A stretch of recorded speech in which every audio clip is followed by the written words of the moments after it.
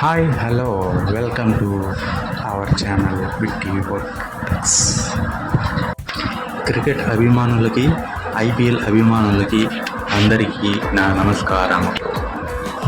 ఇంకా డైరెక్ట్గా వచ్చేస్తే నిన్న జరిగిన royal challengers Bengaluru Punjab kings match గురించి మాట్లాడతాం.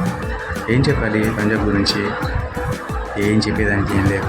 మొన్న చెన్నై సూపర్ కింగ్స్ మీద అనవసరమైన షాట్లు కొట్టి గెలిచే మ్యాచ్ని చేతులారా వదిలేస్తున్నారు.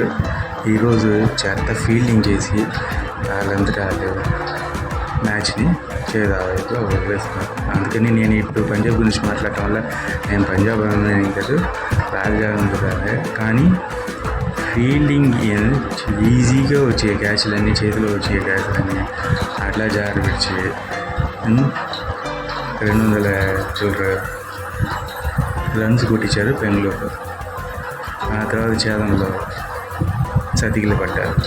వికెట్లు అనవసరమైన క్యాచ్లు ఇచ్చి సతికిలు పడ్డారు. కానీ ఓకే, బెంగళూరు వాళ్ళు మంచిగా క్యాచెస్ పట్టారు కాబట్టి, సూపర్ క్యాచెస్ పట్టారు కాబట్టి ఓకే, బెంగళూరు తెలిసింది.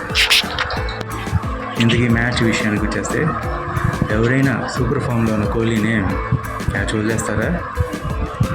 అది 2 సార్లు. అట్లా క్యాచ్లు కాదు, చేతిలో వచ్చి అప్పళంగా వచ్చిన క్యాచెస్ వదిలేశారు. దీనివల్ల పంజాబ్ భారీ మూల్యం చెల్లించుకుంది. ఫస్ట్ ఓవర్లోనే 2 క్యాచ్లు వచ్చినాయి. ఆ 2 క్యాచ్లు వదిలేశారు. అది డూప్లెసిస్ది, విరాట్ కోహ్లీ. ఆ తర్వాత డూప్లెసిస్ క్యాచ్ ఎట్లా పెట్టారు. సరే అయిపోయింది కదా అని చెప్పేసి నెక్స్ట్ రజత్ పతిదార్ యొక్క క్యాచ్ డ్రాప్ చేశారు. అంతే, 50 కొట్టేశారు. విరాట్ కోహ్లీ క్యాచ్ డ్రాప్ చేయడంతో 47 బంతుల్లో 92 పరుగులు కొట్టాడు. దాంట్లో 6 సిక్స్లు ఉన్నాయి, 7 ఫోర్లు ఉన్నాయి. అట్లానే పతిదార్ కూడా క్యాచ్ వదిలేశారు. 23 బంతుల్లో 55 ఫినిష్ చేసుకున్నాడు, 6 సిక్స్లు 3 ఫోర్లు.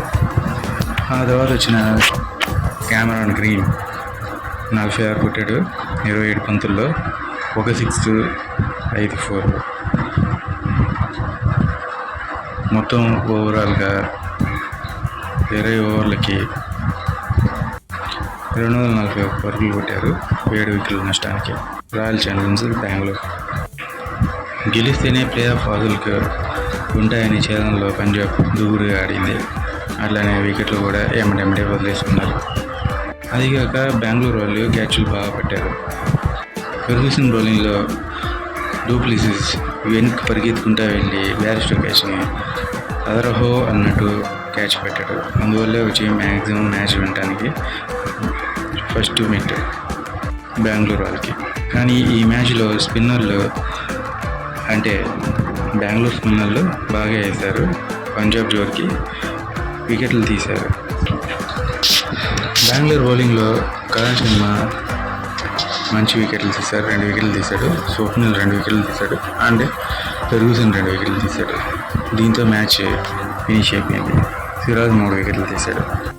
పంజాబ్ వాళ్ళు ఫాస్ట్గా పట్టాలి, ఓకే గెలవాలి అని చెప్పేసి అన్నట్టు వికెట్లను కోల్పోయి 17 ఓవర్లోనే ఆల్అవుట్ అయ్యారు. 181 రన్లు కొట్టారు. దీనివల్ల పంజాబ్ ప్లే ఆఫ్ రేస్లో నుంచి వైదొలిగారు. మారిపోయేది పనికి ప్రకాశం వెలుగు ఎక్కువ అన్నట్టు ఆర్సీబీ వాళ్ళ పరిస్థితి కూడా అట్లానే ఉంది.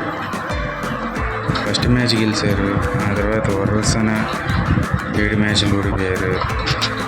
మళ్ళీ వరుసన గెలుస్తామన్నారు. కొన్ని మంచిగా ఆడారు, కొన్ని అదృష్టంతో గెలుస్తున్నారు. అట్లాంటిది ఒకటి పంజాబ్ మ్యాచ్. ఆల్రెడీ చెన్నైతో